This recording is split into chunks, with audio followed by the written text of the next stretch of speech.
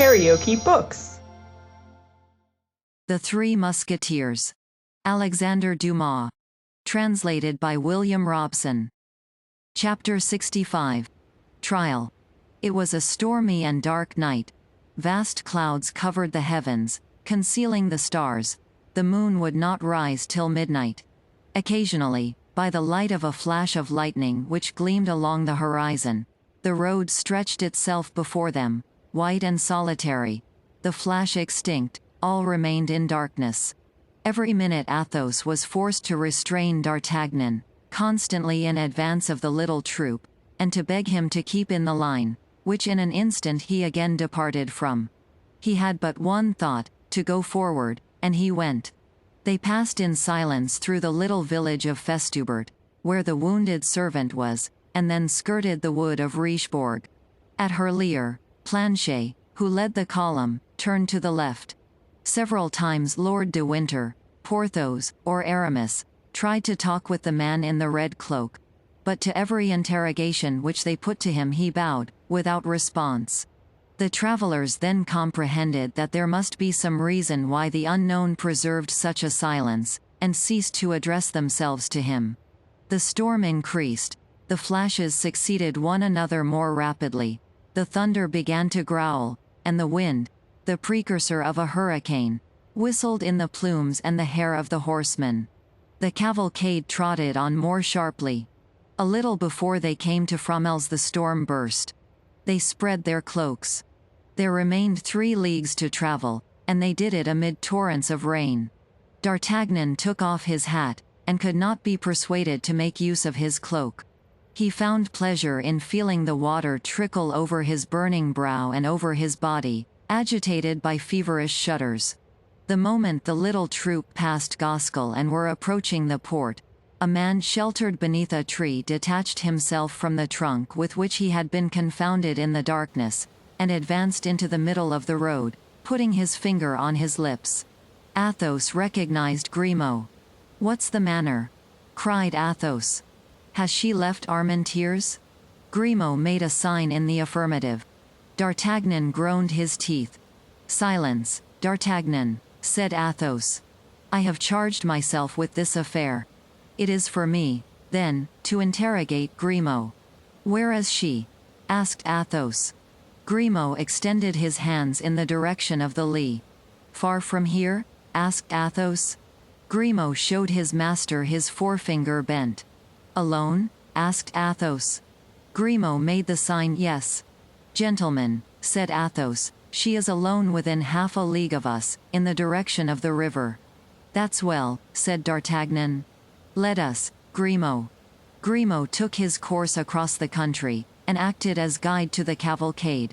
At the end of 500 paces, more or less, they came to a rivulet, which they forded. By the aid of the lightning they perceived the village of Erquinheim. "Is she there, Grimaud?" asked Athos. Grimaud shook his head negatively. "Silence, then," cried Athos. And the troop continued their route. Another flash illuminated all around them. Grimaud extended his arm, and by the bluish splendor of the fiery serpent they distinguished a little isolated house on the banks of the river, within 100 paces of a ferry. One window was lighted. "Here we are," said Athos. At this moment a man who had been crouching in a ditch jumped up and came towards them. It was Mousqueton. He pointed his finger to the lighted window. "She is there," said he. "And Bazin?" asked Athos. "While I watched the window, he guarded the door." "Good," said Athos. "You are good and faithful servants." Athos sprang from his horse, gave the bridle to Grimaud, and advanced toward the window, after having made a sign to the rest of the troop to go toward the door. The little house was surrounded by a low, quickset hedge, 2 or 3 feet high. Athos sprang over the hedge and went up to the window, which was without shutters, but had the half-curtains closely drawn. He mounted the skirting stone that his eyes might look over the curtain. By the light of a lamp he saw a woman, wrapped in a dark mantle, seated upon a stool near a dying fire. Her elbows were placed upon a mean table, and she leaned her head upon her 2 hands, which were white as ivory. He could not distinguish her countenance, but a sinister smile passed over the lips of Athos. He was not deceived. It was she whom he sought. At this moment a horse neighed. Milady raised her head, saw close to the panes the pale face of Athos, and screamed. Athos, perceiving that she knew him, pushed the window with his knee and hand. The window yielded. The squares were broken to shivers, and Athos, like the spectre of vengeance, leapt into the room. Milady rushed to the door and opened it. More pale and menacing than Athos, D'Artagnan stood on the threshold. Milady recoiled, uttering a cry. D'Artagnan, believing she might have means of flight and fearing she should escape, drew a pistol from his belt, but Athos raised his hand. "Put back that weapon, D'Artagnan," said he. "This woman must be tried, not assassinated. Wait an instant, my friend, and you shall be satisfied. Come in, gentlemen." D'Artagnan obeyed. For Athos had the solemn voice and the powerful gesture of a judge sent by the Lord himself. Behind D'Artagnan entered Porthos, Aramis, Lord de Winter, and the man in the red cloak. The 4 lackeys guarded the door and the window. Milady had sunk into a chair, with her hands extended, as if to conjure this terrible apparition. Perceiving her brother-in-law, she uttered a terrible cry. "What do you want?" screamed Milady. "We want," said Athos, "Charlotte Backson, who first was called Comtesse de la Fere, and afterwards Milady de Winter, Baroness of Sheffield." "That is I. That is I," murmured Milady, in extreme terror. "What do you want?" "We wish to judge you according to your crime," said Athos. "You shall be free to defend yourself. Justify yourself if you can. D'Artagnan, it is for you to accuse her first."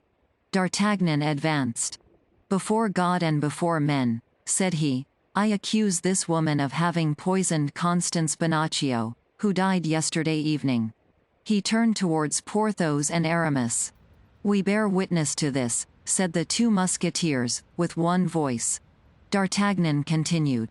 "Before God and before men, I accuse this woman of having attempted to poison me, in wine which she sent me from Villeroy, with a forged letter, as if that wine came from my friends. God preserved me, but a man named Brisemont died in my place." "We bear witness to this," said Porthos and Aramis, in the same manner as before. "Before God and before men, I accuse this woman of having urged me to the murder of the Baron de Wardes, but as no one else can attest the truth of this accusation, I attest it myself.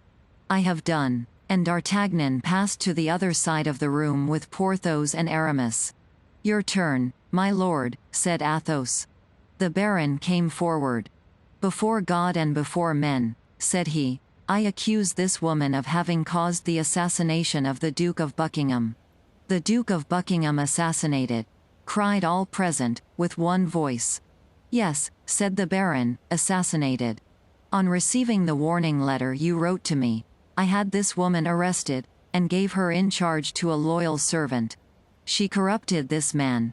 She placed the poniard in his hand. She made him kill the Duke. And at this moment, perhaps, Felton is paying with his head for the crime of this fury." A shudder crept through the judges at the revelation of these unknown crimes. "That is not all," resumed Lord de Winter. "My brother, who made you his heir, died in 3 hours of a strange disorder which left livid traces all over the body. My sister, how did your husband die?" "Horror!" cried Porthos and Aramis. "Assassin of Buckingham, assassin of Felton, assassin of my brother, I demand justice upon you, and I swear that if it be not granted to me, I will execute it myself." And Lord de Winter ranged himself by the side of D'Artagnan, leaving the place free for another accuser. Milady let her head sink between her 2 hands, and tried to recall her ideas, whirling in a mortal vertigo. "My turn," said Athos, himself trembling as the lion trembles at the sight of the serpent. "My turn. I married that woman when she was a young girl. I married her in opposition to the wishes of all my family. I gave her my wealth, I gave her my name, and one day I discovered that this woman was branded. This woman was marked with a fleur-de-lis on her left shoulder. "Oh," said Milady, raising herself, "I defy you to find any tribunal which pronounced that infamous sentence against me. I defy you to find him who executed it." "Silence," said a hollow voice. "It is for me to reply to that." And the man in the red cloak came forward in his turn. "What man is that? What man is that?" cried Milady, suffocated by terror, her hair loosening itself, and rising above her livid countenance as if alive. All eyes were turned towards this man, for to all except Athos he was unknown. Even Athos looked at him with as much stupefaction as the others, for he knew not how he could in any way find himself mixed up with the horrible drama then unfolded. After approaching Milady with a slow and solemn step, so that the table alone separated them, the unknown took off his mask. Milady for some time examined with increasing terror that pale face, framed with black hair and whiskers, the only expression of which was icy impassibility. Then she suddenly cried, "Oh, no, no," rising and retreating to the very wall. "No, no. It is an infernal apparition. It is not he. Help, help," screamed she, turning towards the wall, as if she would tear an opening with her hands. "Who are you, then?" cried all the witnesses of this scene. "Ask that woman," said the man in the red cloak, "for you may plainly see she knows me." "The executioner of Lille, the executioner of Lille," cried Milady, a prey to insensate terror, and clinging with her hands to the wall to avoid falling. Everyone drew back, and the man in the red cloak remained standing alone in the middle of the room. "Oh, Grace, Grace, pardon," cried the wretch, falling on her knees. The unknown waited for silence, and then resumed, "I told you well that she would know me. Yes, I am the executioner of Lille, and this is my history." All eyes were fixed upon this man, whose words were listened to with anxious attention. That woman was once a young girl, as beautiful as she is today. She was a nun in the convent of the Benedictines of Templemar.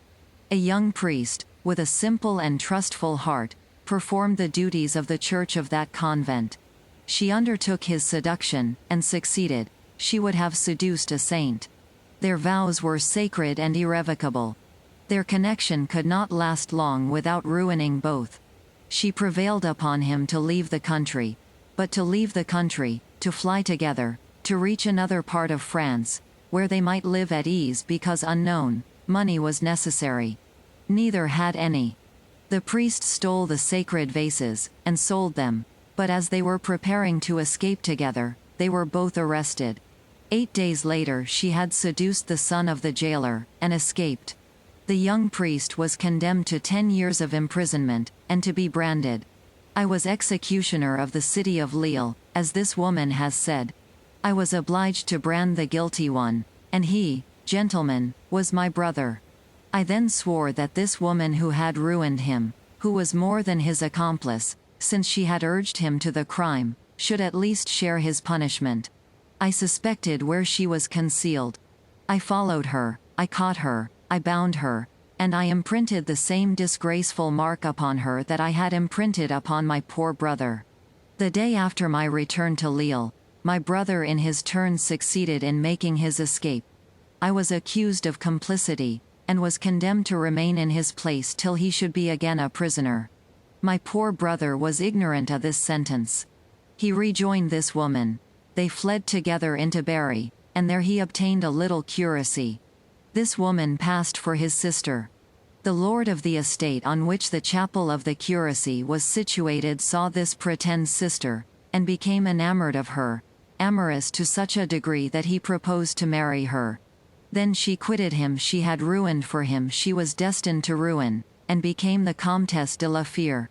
All eyes were turned towards Athos, whose real name that was, and who made a sign with his head that all was true which the executioner had said. "Then," resumed he, "mad, desperate, determined to get rid of an existence from which she had stolen everything, honor and happiness, my poor brother returned to Lille, and learning the sentence which had condemned me in his place, surrendered himself, and hanged himself that same night from the iron bar of the loophole of his prison. To do justice to them who had condemned me, they kept their word. As soon as the identity of my brother was proved, I was set at liberty. That is the crime of which I accuse her. That is the cause for which she was branded. Monsieur d'Artagnan, said Athos, what is the penalty you demand against this woman? The punishment of death, replied D'Artagnan. My Lord de Winter, continued Athos, what is the penalty you demand against this woman? The punishment of death, replied Lord de Winter. Messieurs Porthos and Aramis, repeated Athos, you who are her judges, what is the sentence you pronounce upon this woman? The punishment of death, replied the Musketeers, in a hollow voice. Milady uttered a frightful shriek, and dragged herself along several paces upon her knees toward her judges. Athos stretched out his hand toward her. Charlotte Backson, Comtesse de la Fere, Milady de Winter, said he, your crimes have wearied men on earth and God in heaven. If you know a prayer, say it, for you are condemned, and you shall die. At these words, which left no hope, Milady raised herself in all her pride, and wished to speak, but her strength failed her. She felt that a powerful and implacable hand seized her by the hair, and dragged her away as irrevocably as fatality drags humanity. She did not, therefore, even attempt the least resistance, and went out of the cottage. Lord de Winter, D'Artagnan, Athos, Porthos, and Aramis went out close behind her. The lackeys followed their masters, and the chamber was left solitary, with its broken window, its open door, and its smoky lamp burning sadly on the table. KaraokeBooks.